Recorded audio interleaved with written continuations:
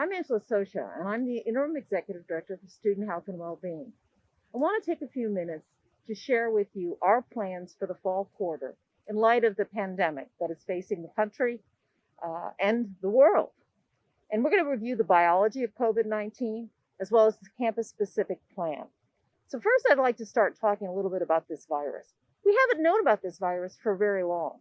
We continue to learn more and more about this virus, its characteristics, lots of things that are helping us formulate a plan that is based on science and that is, I believe, very thoughtful to maximize our opportunity for a safe campus.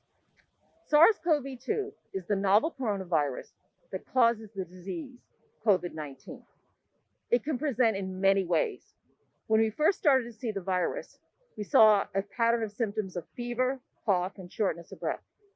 Over time, we have found that this virus can present in many other ways with many other symptoms.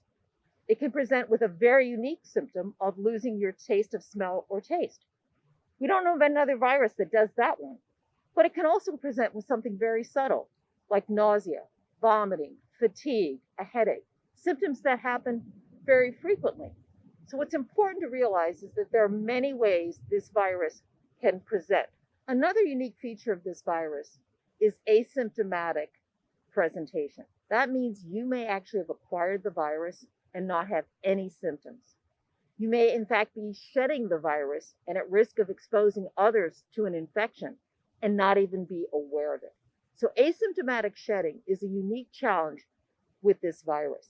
And it happens more frequently in younger adults. Our campus community is an example of a lot of young adults who might accidentally have acquired this virus and not have any symptoms. So in our planning, we have to account for asymptomatic shedding of the virus. So how can you become infected? This virus tends to move between humans through aerosolization of viral particles or droplets. Those are created from your talking, coughing, sneezing. The virus lives in your respiratory tract, your lungs. It also can be in your GI tract, and so it's excreted in feces.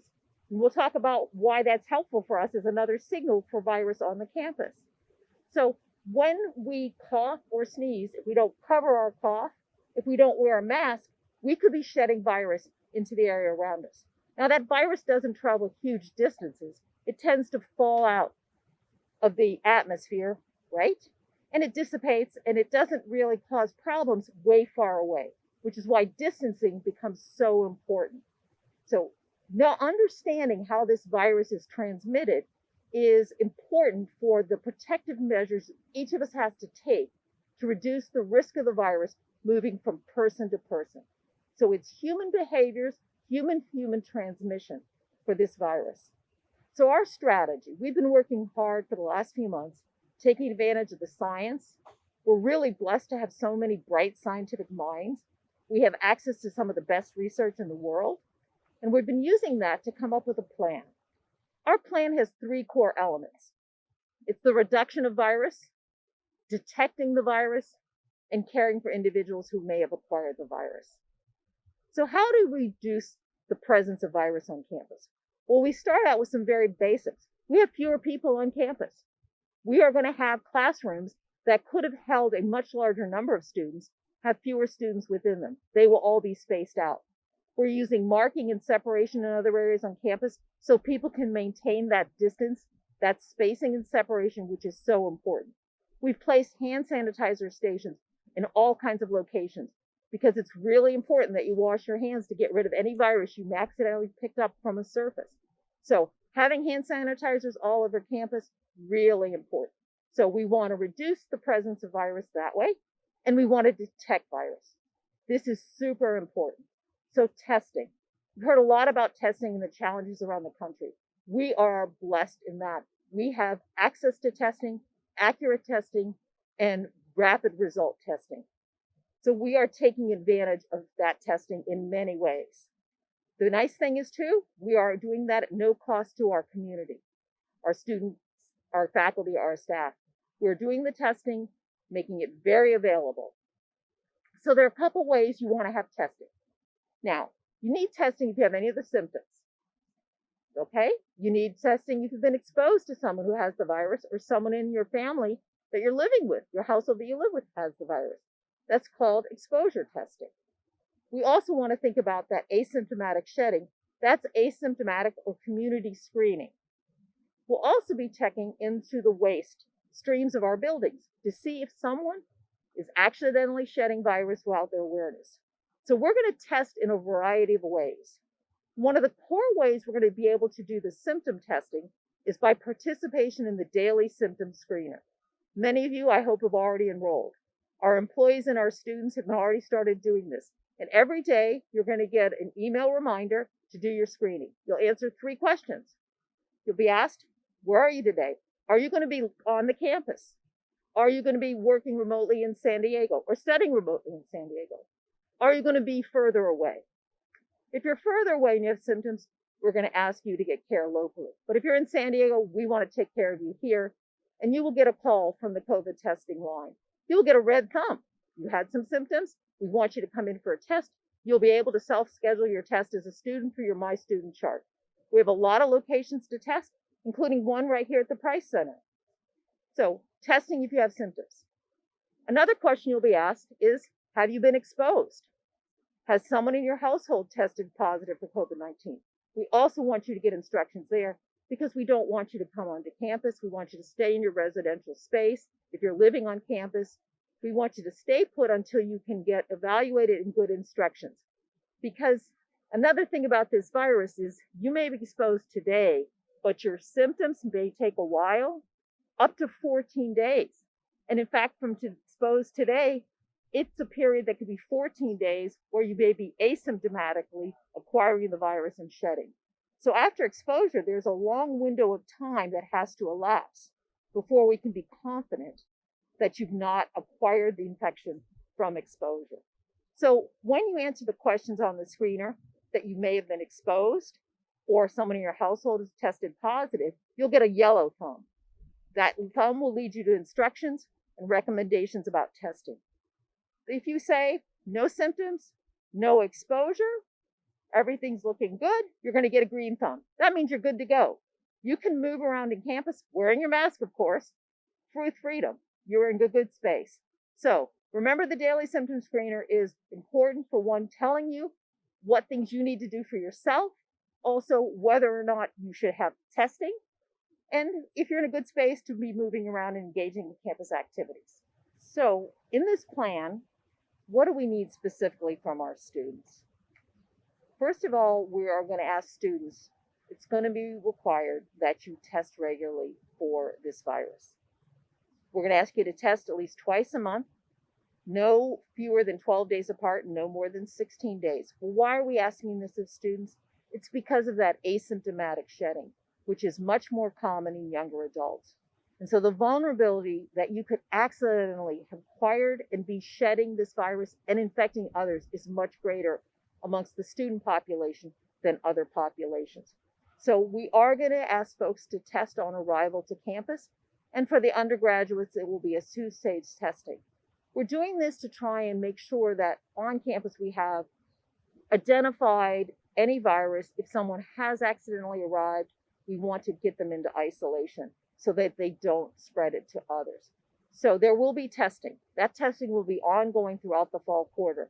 And it's your participation in that testing that is so important, because we don't want to have a serious outbreak on campus. We don't want anyone to become ill. We certainly don't want our vulnerable students, and we have some with underlying medical conditions.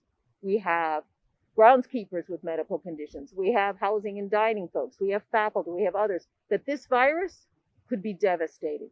Now, even a healthy young person could be devastated by this virus. So we have to be very careful.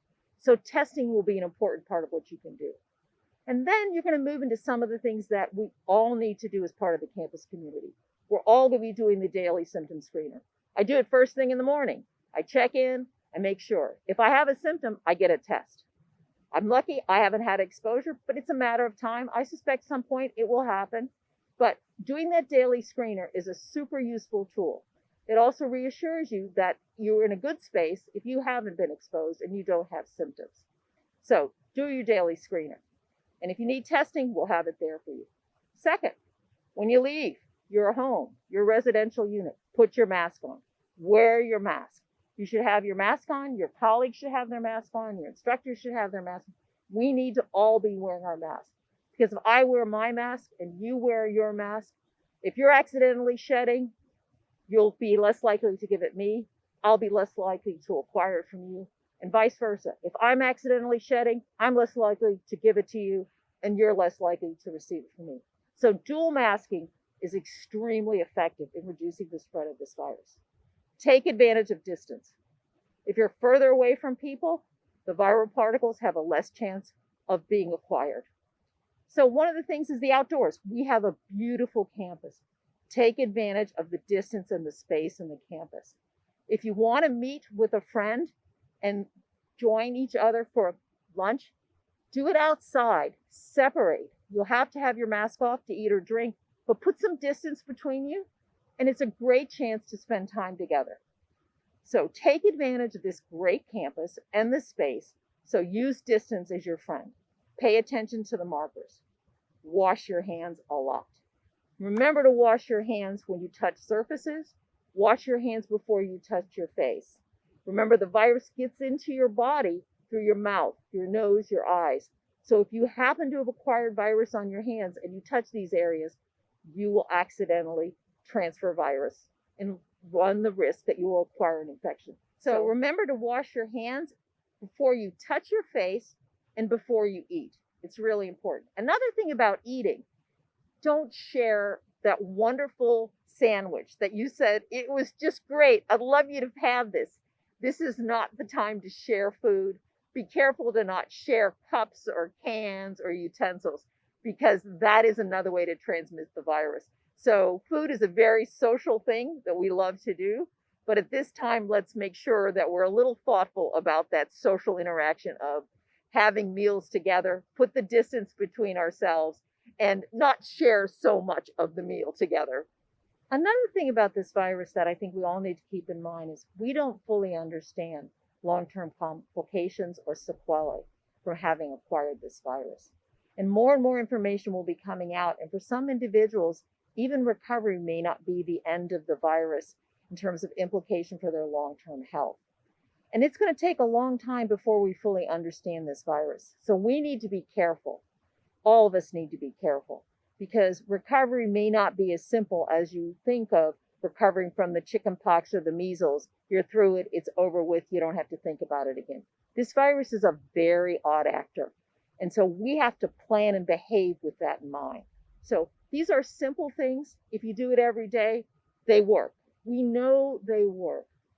There are a lot of folks that are a little bit dubious that young adults will not follow these instructions.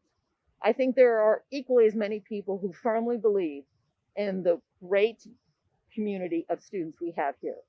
We believe in their ability to understand science, their commitment to each other, and their caring for each other. And I think they will accept, I am hoping you will accept each of us. And that includes not just the students, it is the entire campus community. Each of us accepts our responsibility to care for each other, because we think it is so important to be together, to have a chance to learn together, to do some of that learning in person with safeguards. So we have a great fall quarter ahead of us.